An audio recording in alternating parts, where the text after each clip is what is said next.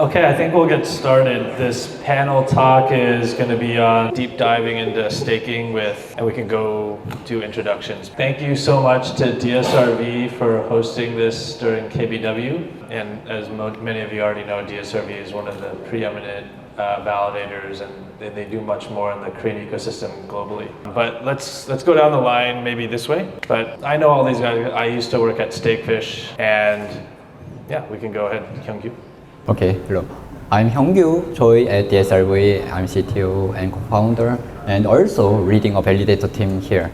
And glad to invite Figment and Lido here together, and we have a talk about the staking. So, yeah.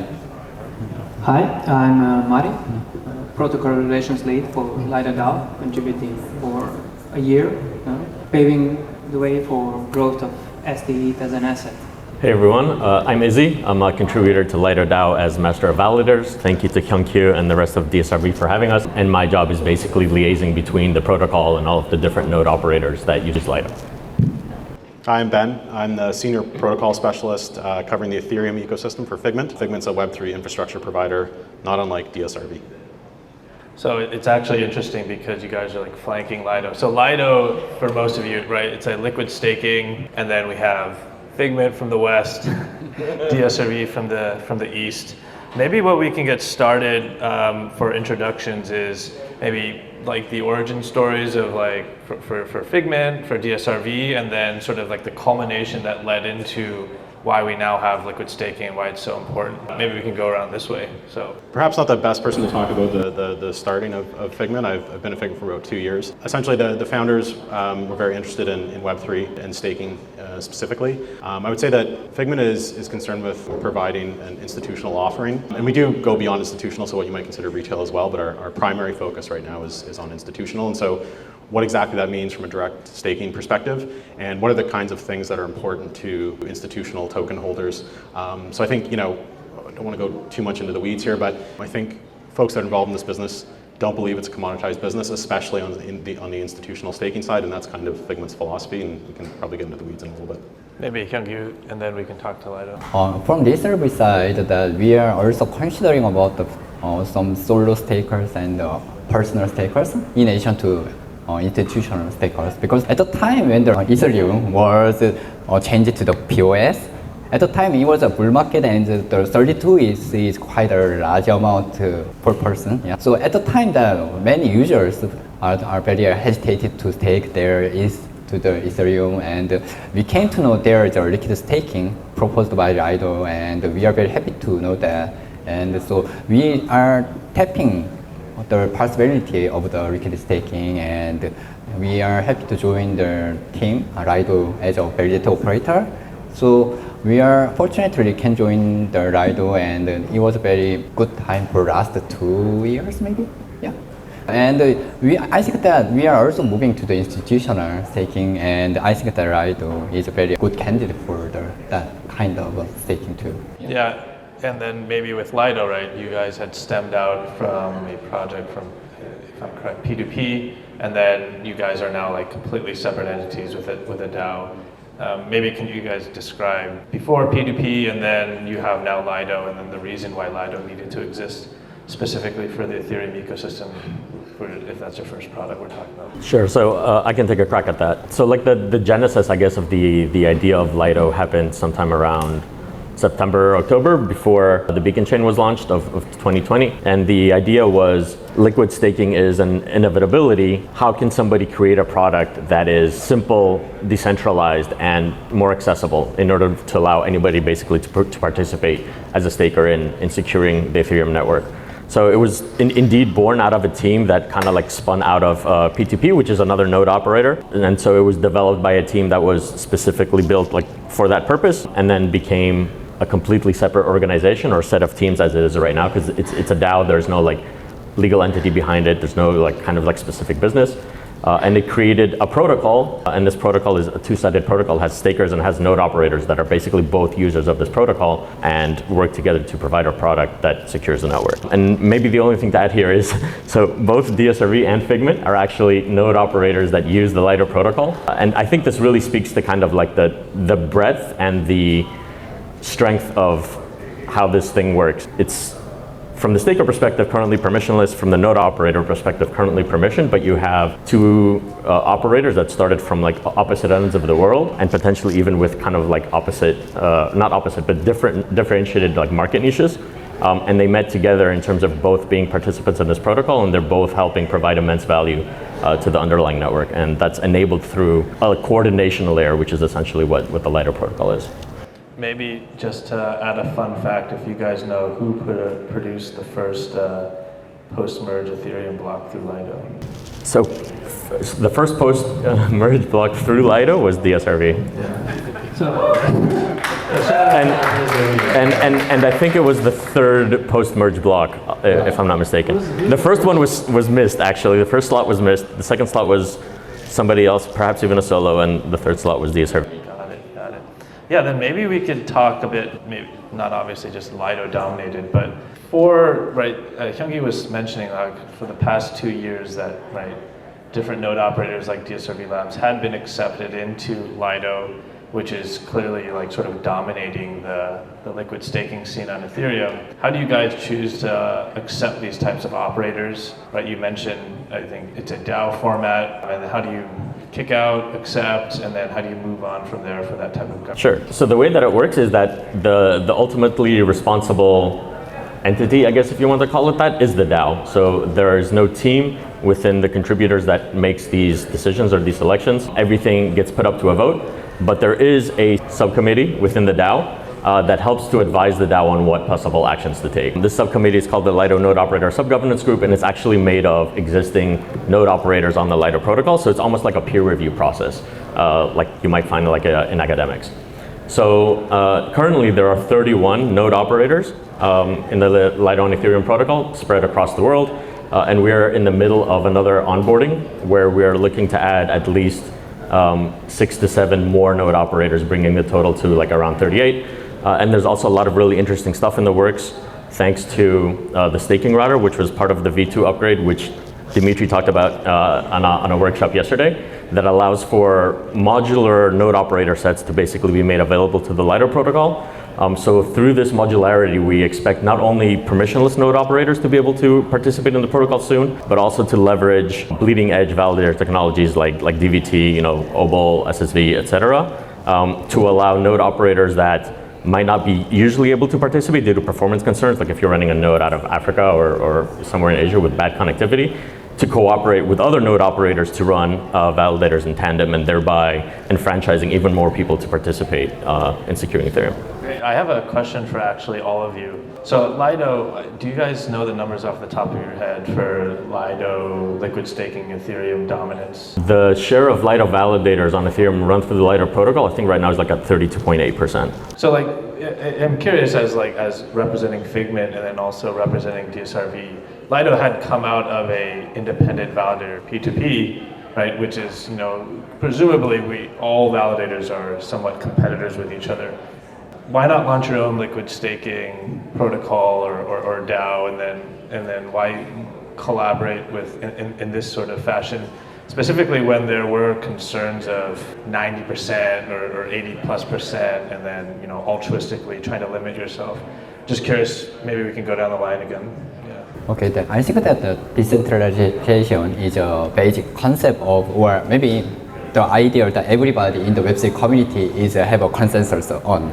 So I think that the decentralization in various ways, maybe geological or maybe jurisdictions or maybe other entities in every way. So I think that that's the reason why we decide to join the Lido and try to collaborate with other teams. So it's not only for the Lido, but most validators that usually collaborate each other in most protocols, including Ethereum and many other protocols. So I think that's the reason we are start to collaborate. Maybe there can be some competitions, but as you know that it's mentioned that it's 32%, and maybe there's many people who are saying that it's too centralized kind of thing. So so we are always are considering about how to make it much more decentralized in many various ways. So I think that from this way, that's a basic idea why we have to collaborate each other.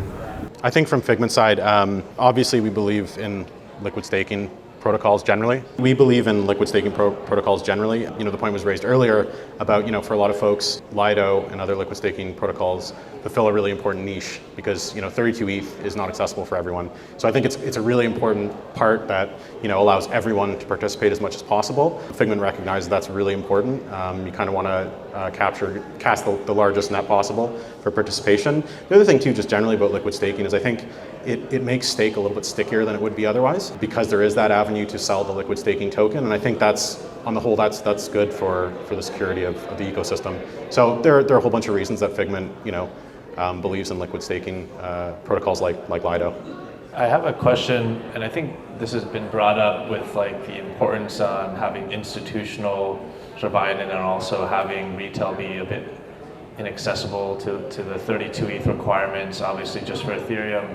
A lot of people have been saying that the institutions are just, because of liquid staking, taking a more dominant role in how stake does move around these protocols. I'd just be curious to see like how you guys, right, because Figment had started, I think, as an institutional validator. DSRV was more, right, retail, so that's like a nice contrast.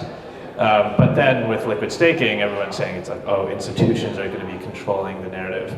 Even when we look at like a crowd on the other side of the fence with like more DPoS type of ecosystems where liquid staking is important, right? The type of governance that does get pushed forward through infrastructure service providers like you guys does, right? Then are you just talking to institutions when you want to have like make these big moves when it comes to how governance or the guidance of the ecosystems go forward?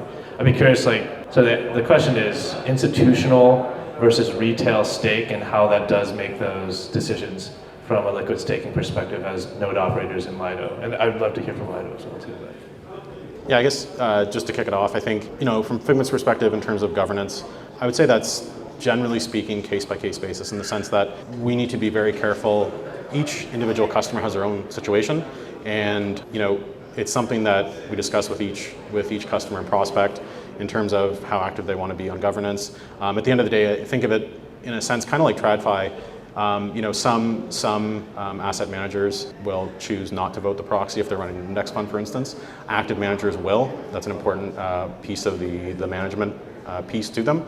So I think we take kind of a similar approach. We've somewhat de-emphasized governance, but we do treat it on a case-by-case basis with our customers. Fully agree. I would say institutional market is fully untapped because when we observe from the blockchain native institution, they already interact, but it's not the scale that unlocks with TradFi. And that's the target, that's where the next step is. But together, obviously, as mentioned, case by case, each institution has different requirements. And I think we as an industry are in a heavy research phase to prepare infrastructure to be able to take it in and to handle the volumes of TradFi. We are still not there, but it's a heavy research phase. To address the governance, Lido DAO's response to it is actually implementing dual governance. It's like 9 months in research already, coming close to reality actually, where not only LDO holders will be able to vote, like that part stays the same, but if you're an institution and you push large amount of stake into a protocol, you want to feel secure. What this dual governance allows you is to have a veto power. So you will be able to cast votes on a proposal, like veto it, if you find it malicious or not beneficial. So it's a unique thing that Lido DAO is implementing to keep institutions secure about their actions and interactions. But it's large. Yeah. Okay. One of the big difference between retail and institution is that institutions are usually, we know who they are and we know their legal entities usually, and usually the retailers do not show their identities and they want to be anonymous in many ways. So yeah, that's much more difference. So that I think that when comparing retail and institution, when considering the governance, I'm not sure about the institution maybe very cautious about make a decision because they have to say some kind of a public opinion and everybody may know later that. So I'm not sure about that, but I also understand what you're talking about it. So I think that the anonymous identity and some identity who are known to everybody is some big difference between retail and institution, and that makes the difference in when make a decision on governance, I think. Yeah.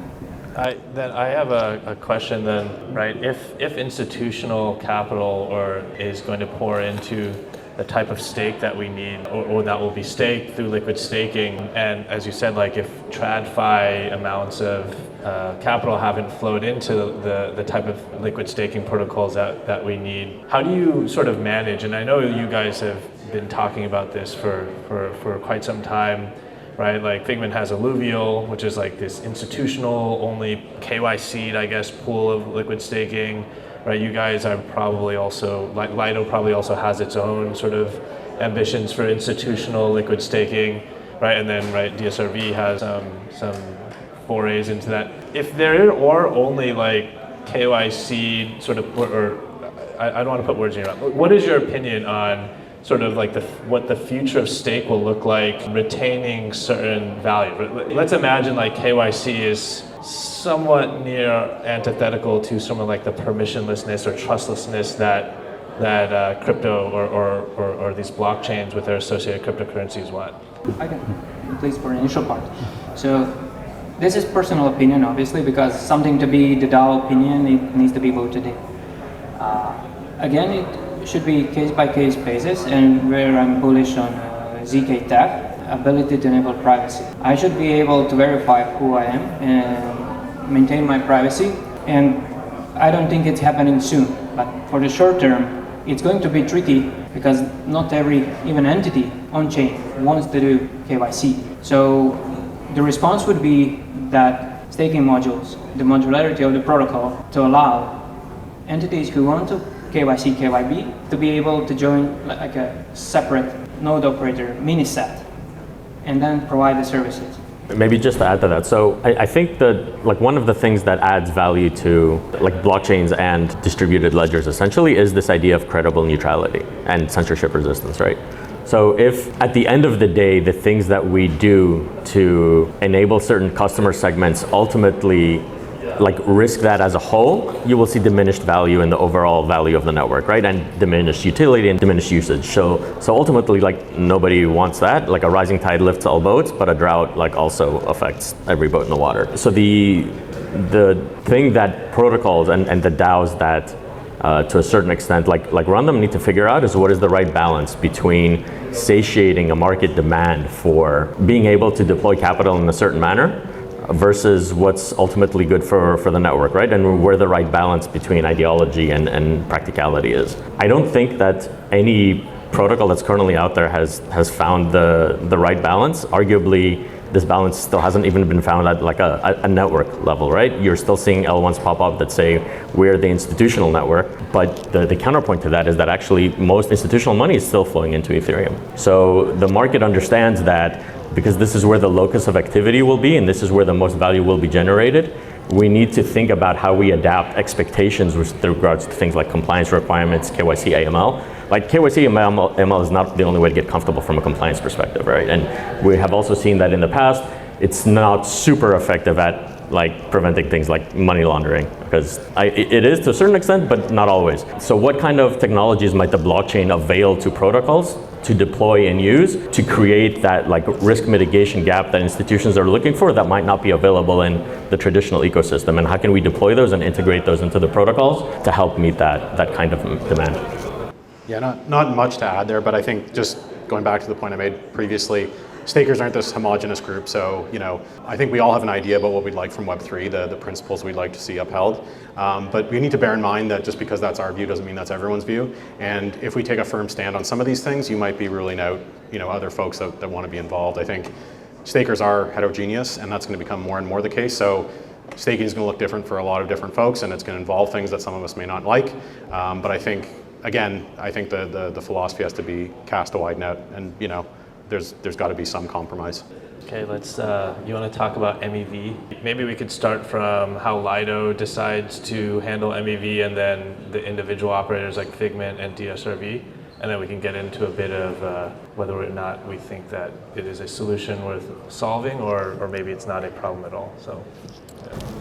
So I can talk about this from a personal perspective and also from explain like how the protocol works. So MEV stands for Maximal Extractable Value, and it basically has to do with this idea that when you transact on chain, there are externalities, economic externalities created through this transaction. And these externalities are a result of artifacts on the blockchain, which is the fact that like transactions go into blocks or slots, and those slots take a discrete amount of time. In some networks, that amount of time might be variable, and some it might be static. And then within those blocks, transactions are also ordered. So being able to go before or after somebody, or in some cases, both before and after somebody, may avail additional economic value to a certain actor, sometimes in support of the person that happens to be in the middle, and sometimes to their detriment. And the idea of MEV is, what do we do with these externalities? Should they be captured? If they should be captured, how are they captured? And how is the surplus value that is generated through these captures of these externalities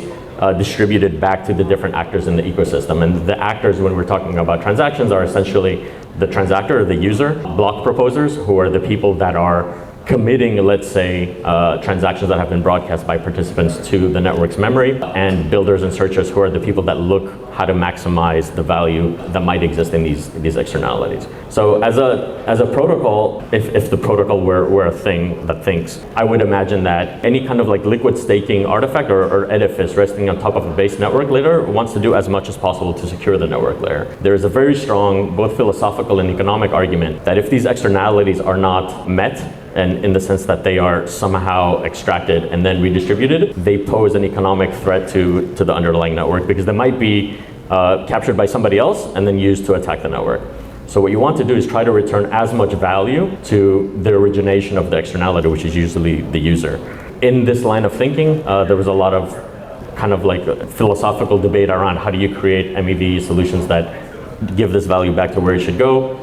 And eventually researchers came up with this idea of proposer-builder separation, which removes centralization from validators and pushes it to the edges and tries to distribute externalities back to users. Right now, the proxy for that is distributing it to people that stake, because in theory, if you're using Ethereum and you're holding Ethereum, then by proxy, you're getting some of the rewards that go to stakers. Eventually, we're gonna see implementations of MEV that are more directly redistribute value back to users, which I think is ultimately the correct thing. And protocols like Lido, which are governed by DAOs, basically have to come up with, do you leave this economic value on the table for somebody else to capture? Or do you capture it and try to find the least damaging way to the network, quote unquote, if it is damaging, to ensure that the rewards go back to the way they should go. And so right now there is a tool called MEV Boost, which is basically enfranchises this idea of proposer-builder separation before it might get built into the protocol. And at least how I would see it is that the DAO made a decision to anticipate what the fix for the solution might look like in a couple of years if you have enshrined protocol builder separation to the protocol. And if you have enshrined like MEV burn, whereby rewards are spread out across all of the transactors in a block, and said this looks like the most viable, sustainable solution. So let's try to implement that through an agreed upon policy by all of the node operators, that these are the tools that will be used and this is how rewards would be given back to the users, or at least a proxy for the users. Maybe Hyung-Kyu, from your perspective as like an individual validator operator, how do you guys handle MEV, or is that? As a validator operator, we were very cautious about the participating in the MEV ecosystem at the first time, but we found out by our experience that the MEV is necessary to make the market stable and robust than before. So yeah, we are doing our best to participate in MEV ecosystem as a validator, and we are also running MEV Boost. And for example, Lido, for Lido validators, Lido have their some kind of policy about the MEV layers. So we follow their policies, and other than Lido validators, then we also choose many layers that is very ethical, and so we still don't like some kind of sandwich attack about user transactions. So we are very cautious about the MEV, but still we are making some kind of policy to make the market better. So yeah, we don't have any answer right now, so I think we are keep improving. Yeah, so I think Figment kind of similar in a sense. We're very cautious with how we've rolled out MEV Boost and the relays that we connect to. I do think there are a few points that are worth mentioning about MEV. I think oftentimes people hear MEV and they just think automatically a negative thing. I disagree with that. I think that generally speaking, there are a few points to consider. One of them is that MEV does help to recognize the maximum value of a block, and I think that is important for the ecosystem. The other thing is that there are lots of positive use cases related to MEV. I mean, one of the most obvious ones I would think about is just generally arbitrage. The types of folks that are running MEV searchers are the same types of folks that are keeping staked ETH tied closely to ETH, for instance. When there's a divergence, they'll step in and trade that to close that gap.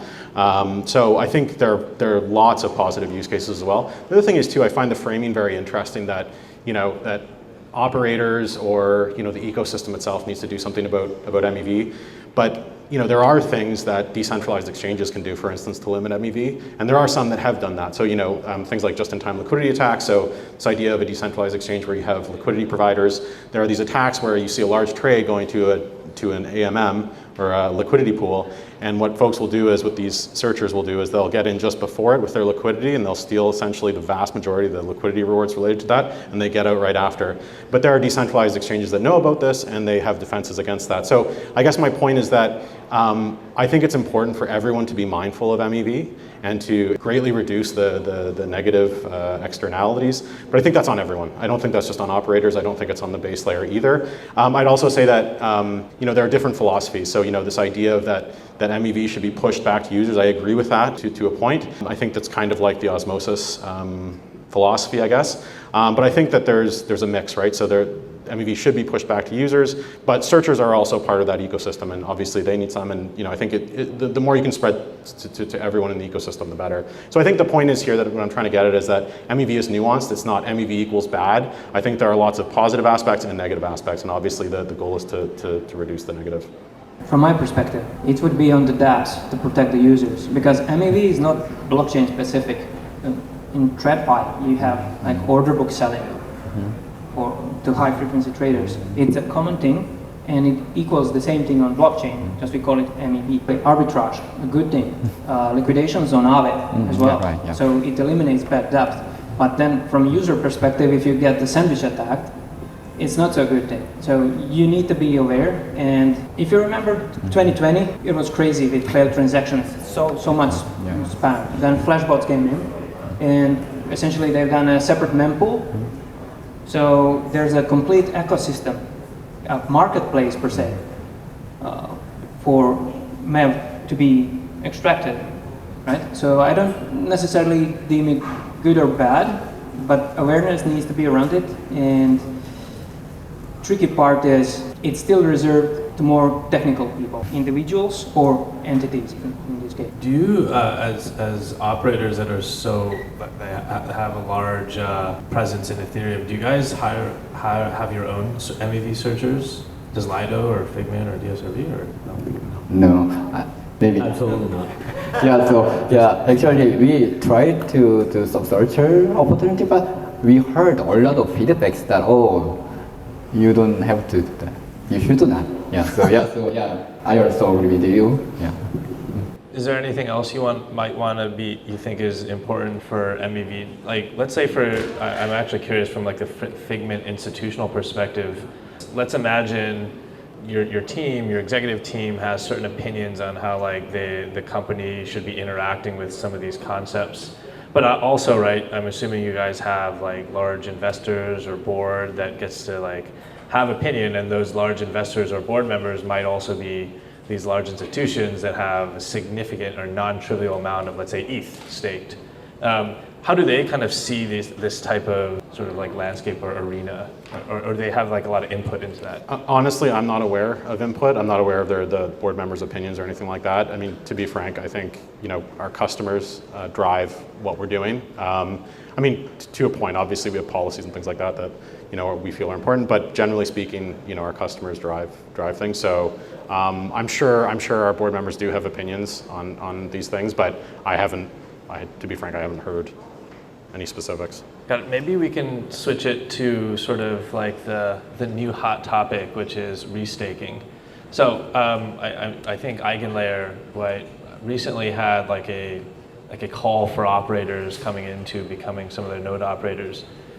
I just want to get your opinions, and then I think maybe we can talk about some of the broader strokes of what restaking can mean in terms of commoditization of infrastructure providers like yourselves, and then, or on the other end of the spectrum, this sort of like specialization. So, yeah, we can. Hyung-Kyu, you want to start? Yeah, I was excited to see some new crazy idea about the restaking. Crazy? Yeah. Oh, I mean in a positive way. Oh, it's a new opportunity and a new market will be open for. But further, some kind of professional validators that we have a mission to provide some secure and robust services for users. That in the case that leveraging and some kind of restaking have a risk, as everybody knows. So we are very cautious about the new technology, and even for the staking was a very known to be a very safer than many other DeFi protocols. So that in the staking, the staking is a kind of a very robust and stable DeFi project. But if there is a restaking, it can be some kind of very aggressive approaches. Make use of leveraging, so it's totally different. That's my personal opinion. But as a professional validator, it can have many unknown risks by now. So we have to explore what as much as possible before we adopt for the product. Yeah.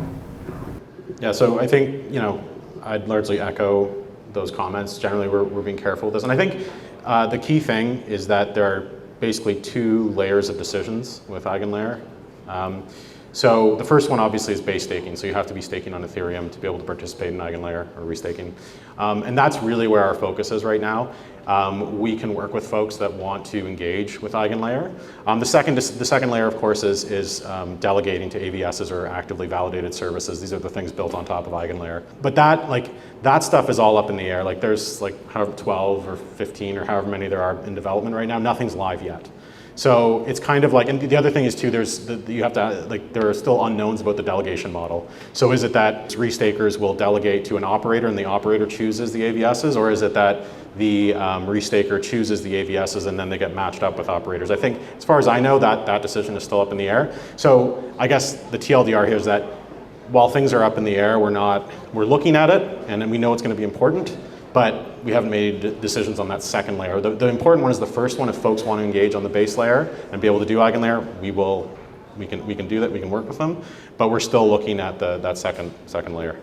I like that approach where user gets to choose does he want to risk or not, because obviously new tech, not battle tested, and increases slashing rate drastically because you depend on a new rule set how to be slashed. And then there are unclarities, how it will look like, where the funds will go. It's separate based on sole functions of Ethereum. It's not happening on consensus level, right? So specifically talking about now if we would restake state D.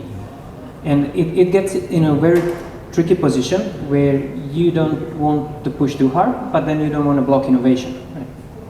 Obviously, something needs to change, something needs to evolve. So I guess not encourage it, but if customer, if the user wants to do it, they should be free to do so. The only thing that I would add to that, so specifically as far as the Lido protocol is concerned, there's two ways, or for any liquid staking protocol, to treat restaking. One is direct integration, so maybe protocols like Lido and Eigenlayer could have interoperability whereby certain subset of validators or stake of Lido could be restaked through protocols like Eigenlayer or possibly other protocols in the future, or a native integration. And the second one is indirect. So one of the boons of liquid staking tokens is that you can actually just take the liquid staking token, and obviously the countermand here is that the benefit only goes to the liquid staking token holder and none of that flows down back to the node operators of the protocol itself, but I think that's fine as an interim solution. So you just take your liquid staking token and put it in Eigenlayer, and then you have that decision around which AVSs would you get exposure to. But in general, around restaking, I think there's a very similar market outcome expectation as with liquid staking. Money finds a way. Capital wants what capital wants. If the solution doesn't exist, somebody else will create it. And the question is, how do you meet market demand in as safe a way as possible for the protocol? And how do you manage and mitigate any impact from possible risks? The cool thing about it, apart from just like, better capital efficiency, is that it allows certain protocols that otherwise might not have like the ability to provide enough security in order to provide like the applications that they want to run. Like maybe it's a very niche product, right? And there aren't enough people interested in it to provide enough security for the chain that it's not attackable. You can essentially express your alignment with Ethereum, not only socially and culturally, but economically by allowing the security of your application or your chain to Ethereum and benefit from this association, and then therefore establish a market for and potential for a market for users that might otherwise be disenfranchised. And I think that's a really, really powerful and unique selling point of restaking. And from that perspective, it should be seen as interesting and as like a development of the Lego-ness, I guess, of DeFi. I think we only have a few minutes left, but maybe we can end this that maybe colored from restaking is like these argument or these concepts of where validator operators as infrastructure service providers lie on this spectrum of, right, restaking is kind of pushing you out to the commoditization concept where, right, it's sort of like names are not necessarily important, but like you're just one of the many service providers, versus the other end of the spectrum where brand is incredibly important, where you're pushing trust, right, as a Figment, as a DSRV, as a P2P, or like a Lido as a brand. So maybe we can end on a few of those, like how you guys see sort of the future of staking, obviously being colored by some of these new technologies. Obviously liquid staking was a new technology not too long ago. On your role in the ecosystem as an infrastructure provider, from the perspective of do you want to be commoditized away or do you want to be specialized? And then maybe any last thoughts you have on that. Yeah. Sure. So just a few thoughts. So I think with respect to Eigenlayer, I don't see it as commoditizing the staking business. If anything, I think it's the opposite.